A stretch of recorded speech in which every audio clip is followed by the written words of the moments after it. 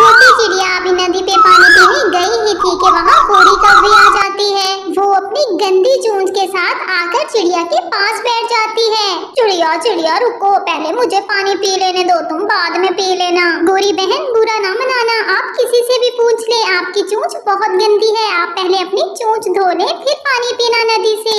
बस इतना कहना था चिड़िया का। गोरी को तो चिड़िया पे बहुत गुस्सा आ जाता है। छोटी और कमजोर चिड़िया, तुमने मुझे गंदी चोंच वाली कहा, चल भाग यहाँ से, आज के बाद मैं तुझे नदी से पानी नहीं पीने दूंगी। तुम कैसे रोक सकती हो मुझे नदी से पानी पीने से, ये नदी सबकी सांझी है।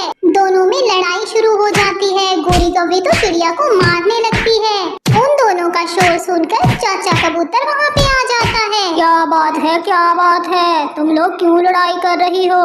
चाचा कबूतर, मैंने सिर्फ इसे इतना कहा है कि इसकी चोंच बहुत गंदी है, पहले चोंच धो ले फिर नदी से पानी पी ले। इसने मुझसे लड़ाई शुरू कर दी और मुझे बहुत मारा। कबूतर चाचा, भला तुम देख कर बताओ मेरी चोंच कोई गंदी है? गोरी बुरा ना मनाओ, तुम्हारी चोंच तो वाकई बहुत गंदी है। चल चल, बड़ा आया साफ सुथरा गंदी आंखों वाला। ऐसे गुस्से में बिना पानी पिए ही गोरी वहाँ से चली जाती है। उठो उठो कालू, तुम यहाँ सो रहे हो? वो उस पिद्दी चिड़िया ने सब परिंदों के सामने मुझे गंदी चोंच वाली कहा है, मैं उसे छोड़ूंगी नहीं। उस चिड़िया की इतनी हिम्मत के मेरी बीवी को गंदी चोंच वाली कहे। वैसे गोरी, आपस की बात है, चोंच तो तुम्हारी सच में ही बहुत गंदी है। कालू मुझे तंग नहीं करो, मैं पहले ही बहुत गुस्से में हूँ। कालू तुम कुछ ऐसा सोचो कि वो चिड़िया ये जंगल छोड़कर ही चली जाए, फिर ही मुझे मजा आएगा। तो फिर रात होने दो, समझो आज की रात चिड़िया की आखिरी रात है इस जंगल में। मम्मा मम्मा, आपके पंख पर ये जख्म कैसा है? कुछ नहीं गुड़िया बेटी, वो गोरी कौवी है ना, वो ही बस मुझे तंग करती रहती है। नदी पे वैसे फजूल में लड़ाई शुरू कर दी मुझसे। क्या क्या मम्मा, गोरी आंटी ने मारा है आपको? मम्मा गोरी आंटी बहुत गंदी है, मैं कभी बात नहीं करूंगी उससे।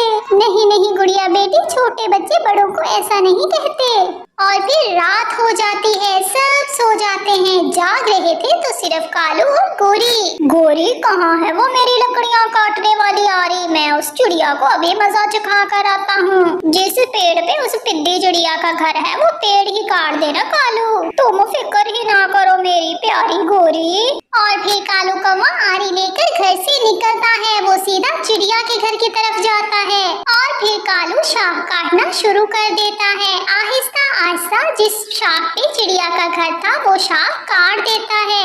कालू वहाँ से भाग जाता है। चिड़िया बेचारी का घर और वो शाख टूटकर नीचे गिर जाते हैं। गुड़िया गुड़िया मेरी बेटी, आप ठीक तो हैं? हाँ हाँ मम्मा, मैं बिल्कुल ठीक हूँ।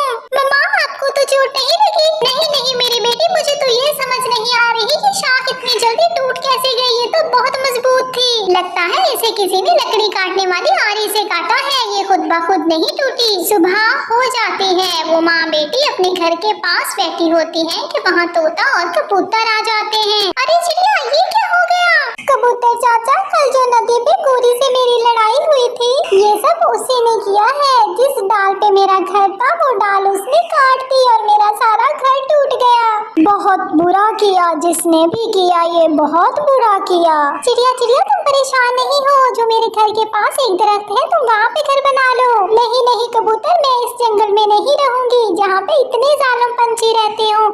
मैं ये जंगल छोड़ के जा रही हूँ। चिड़िया रोती हुई अपने बेटी को साथ लेकर वहाँ से चली जाती है। चिड़िया अपने पुराने जंगल में जाती है और वहाँ जाकर अपना नया घर बनाने का सोचती है। गुड़िया बेटी, मेरे ख्याल में ये पेड़ ठीक रहेगा, यहाँ से नदी भी हमें करीब पड़ती है। मम्मा मम्मा आप आराम करें, मैं सूखी लकड़ियाँ लेकर आती हूँ। और फिर वो दोनों माँ बेटी अपने घर का काम शुरू करती हैं। गोरी कौवी तो बहुत खुश थी क्योंकि उसने चिड़िया को जंगल से बाहर निकाल दिया था। गोरी गोरी, चिड़िया तो चली गई है, अब तुम अपनी चोंच धो के नदी से पानी पिया करो। सच में तुम्हारी चोंच बहुत गंदी है। चुप कर जा कालू, ऐसा ना हो कि अब मैं तुम्हें ही जंगल से निकाल दूं। बड़ा आया।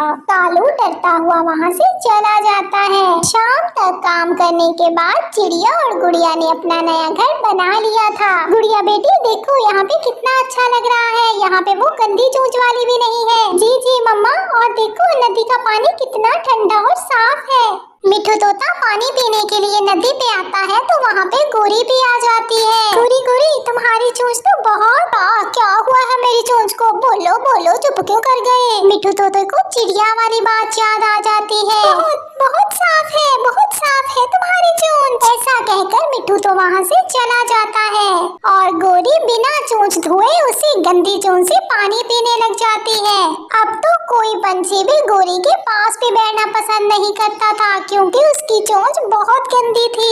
एक दिन गोरी और कालू दोनों सो रहे थे कि अचानक गोरी की चोंच में बहुत दर्द होने लग जाता है। कालू कालू कुछ करो, मेरी चोंच बहुत दुख रही है, मुझे बहुत दर्द हो रहा है। और फिर कालू गोरी को बुलबुल डॉक्टर के पास ले आता है। बुलबुल बुलबुल डॉक्टर, मेरी चोंच में बहुत दर्द है, जल्दी कुछ करे।